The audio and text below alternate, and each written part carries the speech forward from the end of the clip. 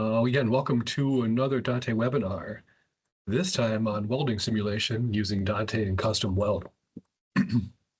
Just want to put a reminder out here. If you have any questions during the presentation today, you can go ahead and go into the Q&A section here and then select Ask a Question. And then you can answer a question, send a question into the chat, and then I'll get to them after the presentation. So that should be available for everyone. You could also post anonymously if you don't want your name in there as well. But today we're talking welding simulation. Here's a little outline of what we're going to cover today. We have a little bit of an introduction to us, to DANTE in general, a little bit about DANTE modeling in general, and then we're going to talk a little bit about Qustom Weld and different options that that provides. We also have a little bit of a model that we have set up here, a little T-joint, and we're going to talk about that weld model, how we set it up, and different geometry, the mesh that we used, the material assignments that are really kind of important. A little bit of custom weld parameters as far as like the torch and the welding sequence. And then we're going to talk about results of the thermal and stress models that we ran, and then a little bit of conclusions. There's the abstract here for you guys for, this was also in the invite, but just here for kind of reference in case you did not see it yet. So getting right into it, a little bit about us. We are DANTE Solutions. If you can see all 6 of us here. We're located in Cleveland, Ohio, close to the shores of Lake Erie here. DANTE is an acronym for Distortion Analysis for Thermal Engineering. And we were founded in 1982 as a different name, Deformation Control Technologies. At that time, we were focused on modeling and thermal processing of metals. DANTE actually came from a big collaborative effort in the 90s to reduce the distortion and scrap in an industry. That lasted pretty much the entire 90s until 2000. After that, we've taken sole ownership of the DANTE software, and we've developed it, added new subroutines and different material models, and expanded the material database since then, and just keep making it better as we can. Our main lines of business are the DANTE software licensing. So we license our software out to people. We also do a lot of heat treatment technology development, so new and emerging technologies. We do a lot of models and simulations to try to help develop those. And then we also offer consulting services for those can have our software, but we want to use our programs. So heat treatment modeling in general. So this is kind of a little bit of all sorts of stuff goes into heat treatment modeling. The famous triad here of heat transfer, deformation, and phase transformation. The big ones here are, heat transfer and deformation. There are some nonlinearities that go back and forth here. So we all know with heat transfer, when you heat something up, we have thermal expansion, and you can see by this dialectometry curve, as you increase the temperature, the strain increases here. You can see that the parts get larger. But also, if you have deformation, you also have heat generated from plastic deformation. So a lot of forging processes and stuff, create a lot of heat, keep the part hot. So you have to kind of keep in mind both of those when you're thinking about them. Next, we have heat transfer and phase transformation, and we have temperature-induced phase transformation. Like as you can see here again on this dialectometry curve, as you heat up, eventually steel will turn into austenite, and you can see that AC1 temperature here, trigger here. And also, as you cool down from austenite, the phase likes to change back into either ferrite perlite, bainite, or in this case, we show martensite transformation. When that happens, there's also a latent heat, so there adds a little bit of more nonlinearity again as well. So there's latent heat of phase transformation. Austenite is endothermic here. You can see it requires energy to transform here. And then the diffusive phases and martensite here, when they transform, they release heat. So it's good to have those calculations in the heat transfer and phase transformation link. And then here we also have deformation and phase transformation. As you have these phase transformations, you have volume change associated with those. Excuse me. And that's because, these phase transformations, austenite is much more densely packed. So you have a volume shrinkage here when we turn into austenite. And then when we turn into any of the other phases here, there's a volume expansion. And really, this is the kind of the meat and potatoes of today's talk is really including these phase transformations into the welding process to account for these volumes, expansions, and shrinkage in order to get a good distortion and a good residual stress prediction. You can see down here in the corner here, there's like a simple cylinder, and it kind of shows this through hardened part here. You can see as the part is being cooled, the center is still quite hot while the outside is pretty cool. The next contour here shows martensite, and the red here shows that the outside is like almost fully transformed while the core is still transforming as it's cooling. And later on, as you continue to cool, you can see that that volume expansion from the core after the outside has already completed transformation causes some tensile residual stresses, which could lead to the cracking that you see here in the actual model here, or the physical part here compared to the model. You can see right here, if it's very small, but you can see that the very high tension caused by this transformation subsurface here. And so the heat treatment model requires, the phase transformation models, the multi-phase mechanical models. We have trip models, mixture laws, tempering models. We also do a lot of work with carbon partitioning and carburization, so a lot of chemical species transfers, and including nitriding as well, including white layer formation and all that goes into these heat transfer models. Excuse me. So the software and utility tools were developed for part design and process design and troubleshooting. So when you get DANTE, you have this kind of full installation directory here. It includes your license, your user database, and we'll talk about that a little bit here in a minute. And then the version that you're actually running. Inside of that version, we have links to Abaqus and ANSYS solvers. We like to use the solvers for Abaqus and ANSYS because they're quite robust. And they do a great job of solving for us. But we also have some standalone utility tools here that have like little snippets of the code, of the DANTE code here. So if you're interested in vacuum carburization, you can use our vcarb utility to help design and do those kind of processes there. We also have like a heat treatment process simulator that has pretty much everything the full DANTE has, except for the distortion and residual stress predictions, because the stress model is a little bit different here. But it'll help you design thermal processes, and then also have like carbon and nitrogen diffusion. It also has chemical diffusion, including carbide formation and dissolution. So these utility tools are really powerful. They kind of cover, fit in the blanks for the whole DANTE standalone software here. We also have our standard database, which I'll show in the next slide here. And it has, we also have a bunch of different tutorials, help documents, install tests, examples, and all sorts of stuff to help you hit the ground running when you get DANTE. A little bit about the material database here. We have about 80 or so standard materials now in our database, if you count all these different grades. You can see some of these have XX here, like this is 10XX.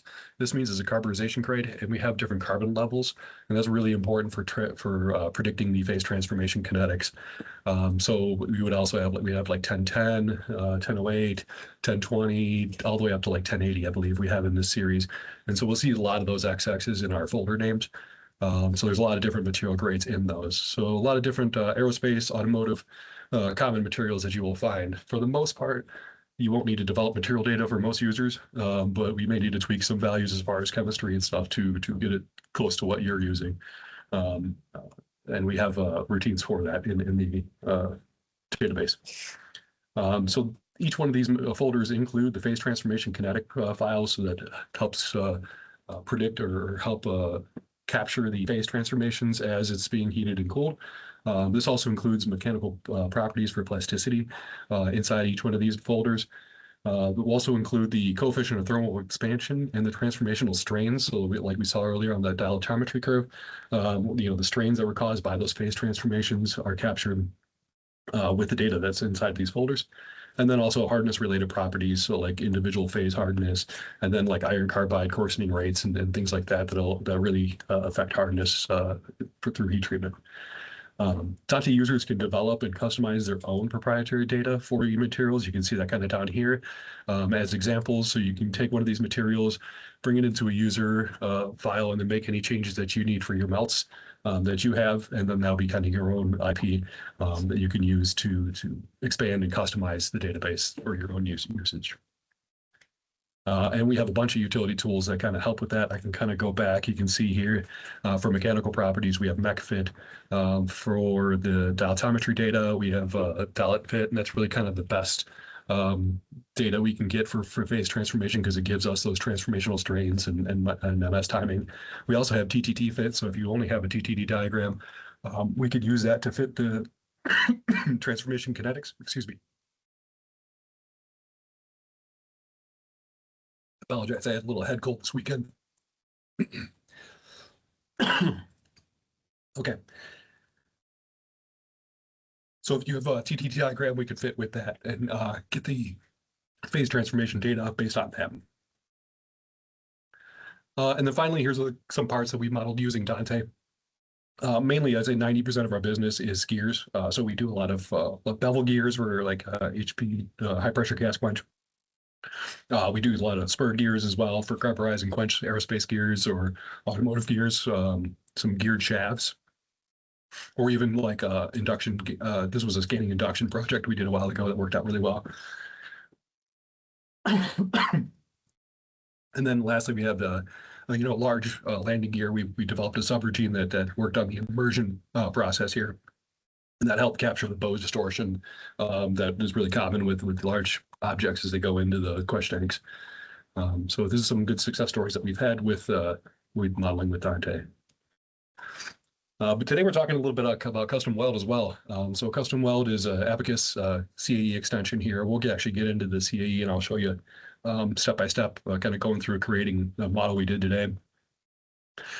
So really it helps automate the creation of the 2D and 3D weld scenarios. So like the different beads and as they go around, the timing, the heat source that you would be using, and then different like welding scenarios. So if you had like a multi-pass system, you can see like how different passes, let's say you start with one and then do that one as last as the next simulation and see the difference in distortion. So really the power here is in the simulation, and the Qustom Weld is able to kind of automate all that without you having to individually assign elemental berth as the deposition is going down. So with that being said, we could probably get right into it. I have Abaqus open here. This is 2026. And we can go right into the plugins here. And if we go select Qustom Weld, it will load the Qustom Weld tree here. And you can see it's blank right now, but we go ahead and if we select examples here, Mike has a bunch of different examples here for different workshops, all sorts of L brackets and large weld brackets. There's regression tests, and then different verification models that he has for 2D and 3D. And then some benchmarks and then some nice example models, including the auto bead generation, which is kind of a really advanced feature here. The one we're working with today is actually 1.4, the workshop 4, the T pipe weld in 3D. So we can go ahead and just select that and it'll generate the model for us. This takes about 10 seconds or so to load in the entire model, which is pretty awesome. Like the expedience here. And if we look, we can see in the tree, we can expand some of these options to where we can kind of see everything that's going on. Mike has kind of a top-down workflow here. So we start basically at the top and work your way down the list here. If you click on Workshop 4, we can set the basically model defaults here. And so this is a 3D model. And we can select DANTE SI units. So DANTE is integrated with Qustom Weld so that our material models can be easily just selected, applied, and then we can do the same things that we would normally do with an Abaqus material. So we would select the DANTE SI units and then continue. And then under materials, we can see that there was an Abaqus material that was already generated for this project. So inside that Abaqus material, there's melt temperature and cutoff temperature, as well as all the other material models that go in there, like specific heat and conductivity and all that kind of stuff that are built within your Abaqus material. But for us, we can always create the DANTE material here. And you can see there's a DANTE material database here. It includes all of our aluminum, nickel, steel alloys that we have. And then we can set the material that we would want. So for this model, we used 4130 material here. So there'll be 41XX, and then the carbon content would be 0.3% weight percent. And then so for the initial phases, we can set the phases here. For this, we'd left it as the 30% ferrite and 70% perlite. It's just kind of like an ideal condition as an initial. And then it also has our density and tempering kinetics.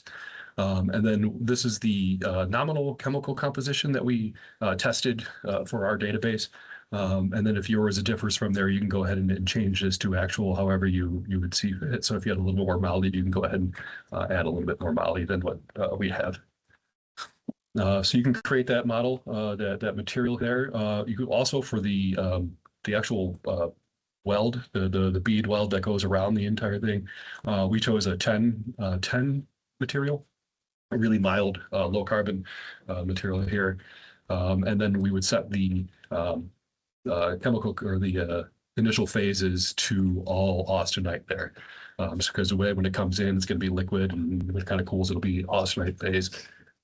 So we don't need to worry about that for those. So that's how you can apply a DANTE material to the add it in very easily to the weld. Now to the actual T-joint here, you can see this is a pretty large joint here. That this thing is 48 inches wide, almost a little over 2 feet tall. The weld circumference here is about 700 or so millimeters around the edge here. So this is a pretty thick, chunky pipe system here. It's about an inch thick wall thickness, and it's about a foot as far as diameter in the pipe here. So when we look at the materials, you can sign these base materials. So this would be the actual pipe. So we would have set that to the 4130 material here. And then you can set your element types and stress element types. You can use reduce integration or whatever you guys see fit for your models.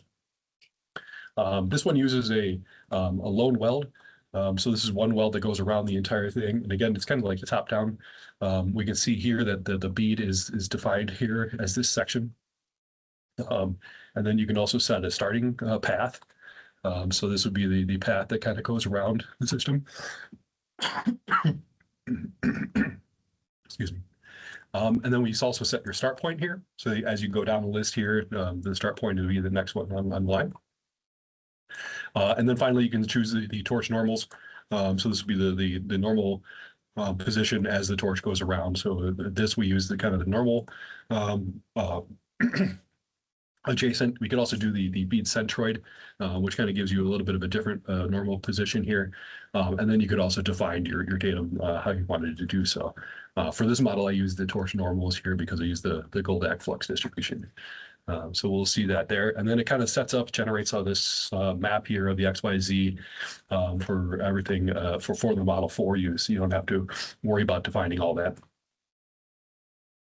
As we move along, that sets up the deposition weld. So that sets up the deposition weld here. This one doesn't have any beam welds, but if you did, you can also do beam weld for like 2 joints, as they go through. So you can set those up separate, independent of the lone weld here. Robots are what Mike's kind of uses here to set the parameters as far as like the power output, the different type of torch that you would be needing. And you can see this big long list here. This is kind of auto-generated here based on what you chose in the earlier, as far as the bead. You can see the circumference here is about 750 millimeters around. We set our torch speed to be about 1 millimeter per second. This one did not include a dwell in the beginning. A lot of times this is pretty useful, and you can see a little bit later in the results that this could probably be used to help reduce a little bit of the stress in that original start location. You set your volts and your amps. You can see they're pretty high here, but this is a really large weld, so we kind of needed all this power in order to actually get to the proper temperature for the weld. You can set your efficiency because no process is 100% efficient, so you can set that there. And then this energy ratio is kind of a check, just to double check to make sure that you know how much power is going into the system here. We used a torch type of the Goldak. I have a slide on here to show the different parameters for the Goldak, but it is like a continuous system. And then you can see the torch parameters for the Goldak are here. The A parameter is like kind of like the radius of the weld. The B parameter is like the depth. The CF is like the front of the weld. It controls the front ellipsis, basically the radius of the front ellipsis. And then the CR is like the back ellipsis, so it's usually a little bit longer for that. And this includes everything, melt temperature, And then we only have one chunk. He has, instead of continuous, you can use chunking. It does reduce a little bit of computational effort, but we just use continuous. I was running these overnight anyway, so it didn't really matter to me as far as computational times. You can also set a torch offset as well, so it kind of helps a little bit for the parameters in the process. So that's basically how you set up the heat and that goes into the weld and how the robot kind of goes around. And then lastly, it's just wrapping everything up. You can kind of see here, this is how you would output the database. So this is the thermal model and the stress model. You can set the number of CPUs you use and then to write the input files. You can also set out your default like heat outputs. So for DANTE material, this would include all of our solution-dependent variables like phases and everything along those lines. And then turning on nonlinear geometry. So it's basically kind of like how you would set up a regular Abaqus output. And then you can set controls specifically for the thermal model and the stress models. It uses the same sequential modeling system that we kind of use, where your thermal model is solved first, and then that temperature history is imported into the stress model, and then the stress model gives you your distortion and residual stress and everything as well. So this includes output frequency, cool down temperature, stress controls, stuff like that. One thing I did skip over, I'm sorry, was the under robots here, there is a cool down time you can set for after the weld. We do use this, so about a half hour afterwards, we let the kind of air cool down, and it'll give you a little extra time, so that basically the deposition of the weld is about the 750 seconds here, and then plus the 1800 cool down seconds gives us about 2500 seconds. I did add an extra air cool at the end of both of these models, just to kind of give it a little extra time and make everything the same temperature for comparison values. All right, that was Qustom Weld in about 20 minutes. So next we look at the actual model we set up here. So you'll notice initially here that we can see that there's a lot more elements here. I have those described in the next pass here, but in order to capture the heat transfer, the elements that Schubert had in his were really good for showing the demonstration of the welding process. But for heat transfer, we really want to have, in DANTE, we really want to have more fine elements and even finer than what we have here. Again, it's 48 inches long, about a little over 2 feet tall, a foot in diameter, and then about an inch thick section thickness here.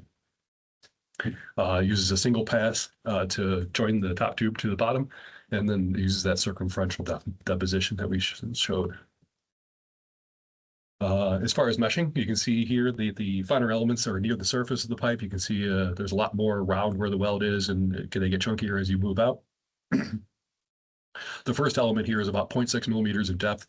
We usually recommend about 0.2 millimeters in depth for our heat transfer models when we do heat treating.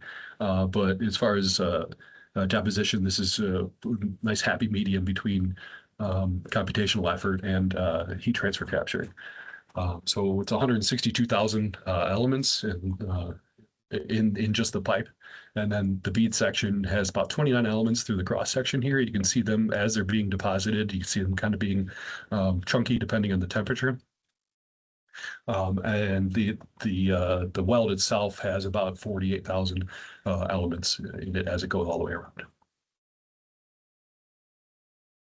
Again, so this is a material assignment. We already kind of covered all this, but we used 4130 for the pipe section in the ferrite and perlite initial condition, and then the 1010 for the weld material in austenite for that. So the Abaqus material, we're comparing an Abaqus material to the DANTE material here to see if there's any differences from including phase transformations. The Abaqus material does have a defined conductivity, density, specific heat, thermal expansion, and then the elastic and plastic parameters that are all defined like you would normally define an Abaqus material. This is the welding parameters. We kind of talked a little bit about these right now, but here's a little bit of a graphic as far as the Goldak flux distribution. It has kind of like this Gaussian point here in the center here, and then the A parameter is the radius there. B parameter here would be the depth, like through the part. The CR and the CF control the front and the back inversely. And so this is really kind of a great distribution profile for welding heat sources. If you'd like to know more, the source is at the bottom here by John Goldeck in 1984. So if you want to interested in that, definitely take a look. It's really a good read. This robot handles the placement, the torch speed, dwell time. I'm kind of going over most of this stuff, so I'm just going to skip over to the actual thermal model. I have a little bit of a video that shows the actual deposition as the heat source comes around. You can see the material, the elements are being birthed as they get to temperature. Down at the bottom here, I have a scale that is set to 1600, the melt temperature that we defined. And you can see that the elements are birthed in that 1600 zone. And in order to get to that temperature, we really wanted that whole weld to be that melt temperature.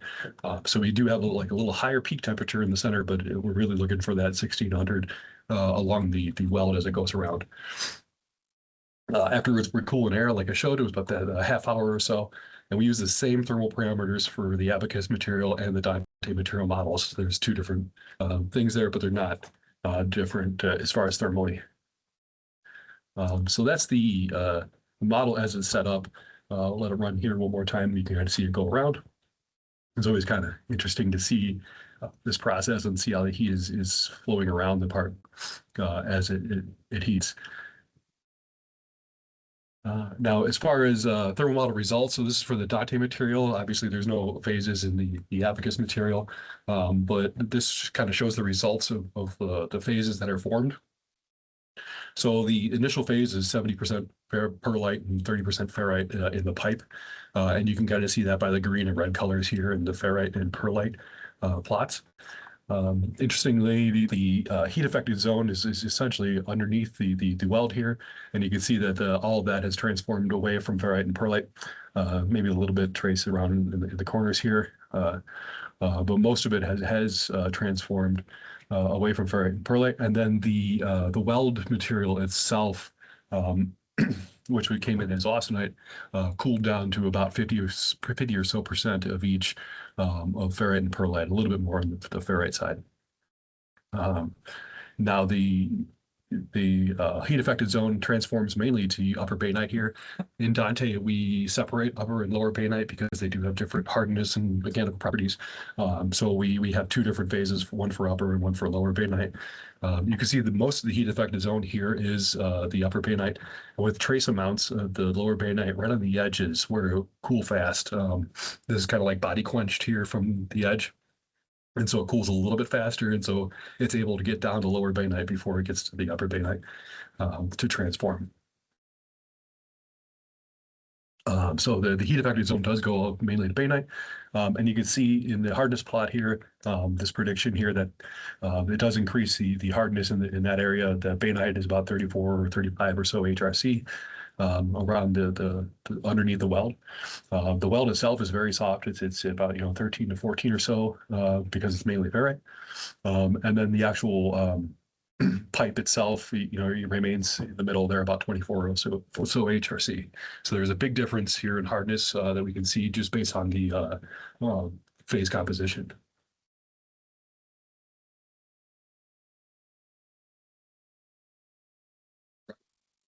Okay, so moving, so that thermal model, now that it's complete, we take those results and then we map them into the stress model. And the stress model is able to capture our stresses and our distortions. And so I have a little bit of a animation here showing the temperature, as you can see it kind of going across here, again, capped at that 1600 melting temperature. You can see the MESI stresses here kind of as it goes around. This is capped at 500 or so because I can kind of show the stresses around the edges of the weld here, which isn't MESI stresses, but it is actually a blue compression in these because of the thermal expansion from the edge here kind of pushed it into the weld. I have it capped because at the corner here, you can see when it first starts, it has a very fine, like 90-degree edge. No weld's ever going to have that kind of edge there. But because of that geometry, it's just kind of an anomaly of the geometry. So that is kind of capped out as far as the contour goes, so we can see everything else. And then we can see the magnitude here, it's very light bluish, so we're probably in this range as far as the magnitude, as far as distortion, but really it's kind of the orientation of this is really kind of The important part I wanted to show, it is if this was like a 12 o'clock clock here, this is more like the 3 o'clock position, where we see a little bit more leaning that way. So this is without DANTE, without phase transformations. And then now this is the with DANTE material here. We can see we have the same temperature profile as it goes around. We still have the same pinch point here, bad element, but again, we have that kind of capped at 500 in the same scale. And you can kind of see with the phase transformations that we get a very different magnitude of distortion here. We can see maybe about the 9 or 10 o'clock position is our magnitude, the highest point. And then we can see that it does still have the Mises stresses around the weld. It's kind of similar, but a little bit different orientation than what we saw earlier. Let's let that play one more time. And you can see as the heat passes around, see the tension kind of leading here as the volume is expanding behind it. And interesting is no stresses in the middle part here where it's liquid. Like my grandpa said, it can't be tight if it's liquid. So when he was working on his truck, so it's really interesting to see those as it happens. And I never get sick and tired of looking at these contours. So, so that's the DANTE stress there. But let's dig a little bit deeper. Let's look at maximum principal stresses. Maximum principals are great for seeing, maybe like fracture locations or areas of interest through the model. And then also with the maximum principal, we can kind of see what's in triaxial compression if it's in the negative here. So we do have like a tension in the heat affected zone under the pipe on both models here, although the contour is completely different.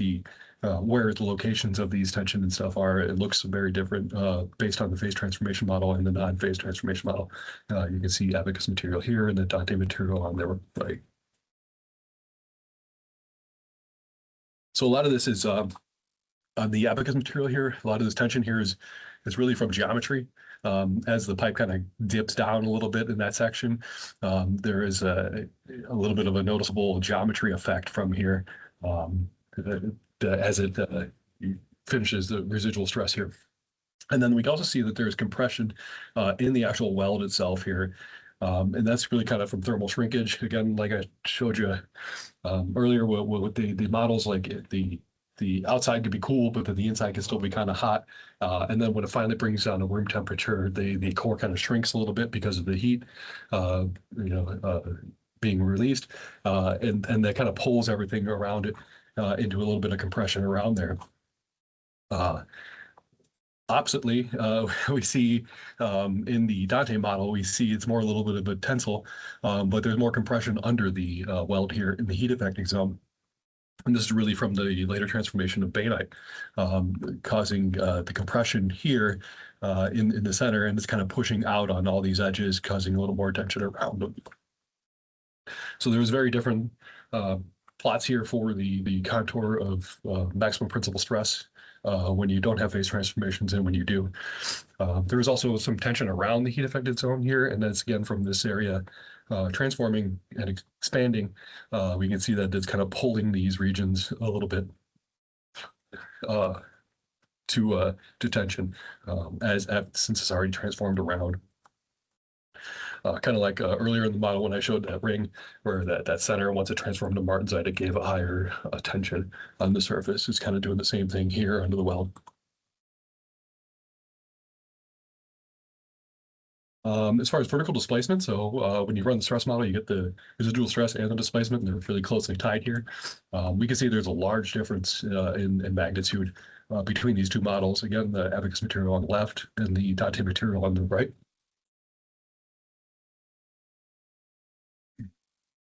So, and you can kind of see, if you look really closely, you can see the difference here is like a much more bulge in this region compared to the Abaqus material that doesn't have the phase transformation.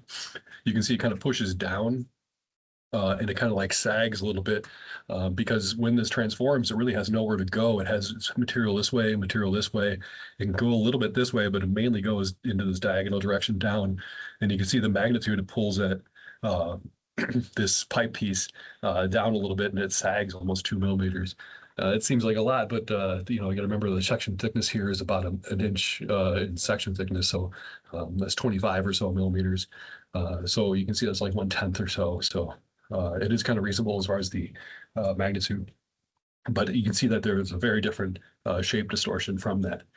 And these deflections are not uniform around the tube. Obviously, since we're going around the tube, it's applying more heat, and then some areas are more preheated than others as you get back around to the edge of it. So you'll see that it's not quite the same here. This kind of goes back as it sinks down, and this kind of goes a little to the side, to the left side here, and almost forward when you see the next contour. So modeling the phase transformation here is really important for capturing those deflections and residual stress. You can see the contour here, like I showed you. The low part here is on the front side, and then the low part here is larger, and it's on the back side of this actual model, basically because of those phase transformations to bainite under the heat affected zone. So kind of wrapping this up into a little bit of box here. This work provides an example of the workflow. It's just one workflow, one way to do welding simulation here. And then which includes the solid state phase transformations. You can also do a bunch of different options as far as, like I said, T-joints, where you have like multiple welds, 4 different welds or so along a butt joint, and then you can sequence those in different ways and positions using Qustom Weld, and that's really where the power comes in from that. And then you can see that what happens with the phase transformations, what happens with the distortion, residual stress, and then maybe try another one if that doesn't work. But once you're kind of happy with the simulation, you can then do your physical tests and require a lot less trials than what you normally would expect if you just fire it away and see what happens. So our models include the phase transformation timing and resulting volume shrinkage from the material, the transformation to austenite or expansion from the martensite in different diffusive phases. And we can capture the overall distortion caused by these transformations. The models that we studied here show that there's a significant difference in residual stress in the direction of magnitude, as well as the magnitude of deformation from the welding process compared to models that don't use the phase transformations. Again, so it is really important to do so, to use those in your models. We're not saying we're 100% accurate, but we definitely will be able to see trends when you use simulation, and then you can support those with physical trials later on. So that was all I have today. So hopefully you guys have some good questions in the chat. If not, you can go ahead and post them now. I'm going to open up the Q&A section. If you have any questions that you don't want to post in chat, you can always email us at support@DANTE Solutions. We'd also have a bunch of different case studies and publications on our website at dante-solutions.com. And hopefully you enjoyed what we saw here, and it was a little bit valuable for what you're using. I am pulling up the Q&A now. Let's see if you guys have any questions.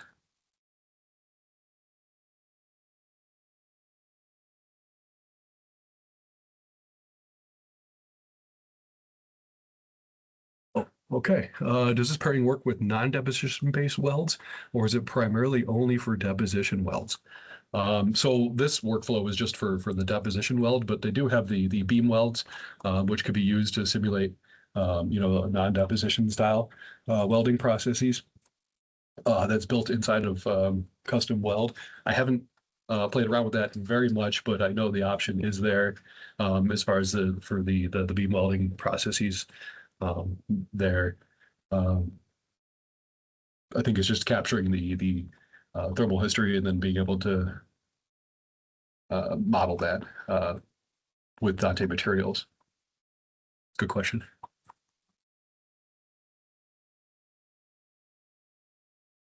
What was that? Yeah, right here. The beam welds, you can set those up that way.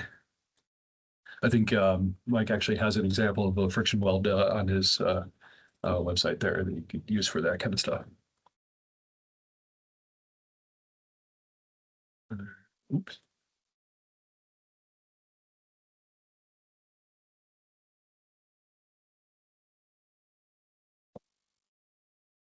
Let's see if there's any more unanswered questions here.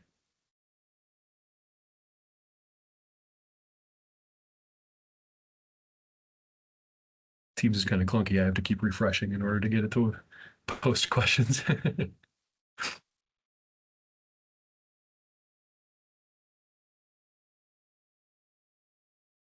Right.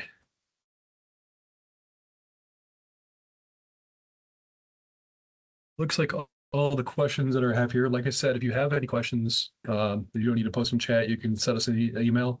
If you want to have a little team call to yourself, and we can talk about DANTE and the different material models. Or if you want to talk about Qustom Weld, I can definitely set up a meeting with you guys with Mike. So thank you for your time, and I appreciate you sticking around. And I hope you have a good rest of your day. Thank you.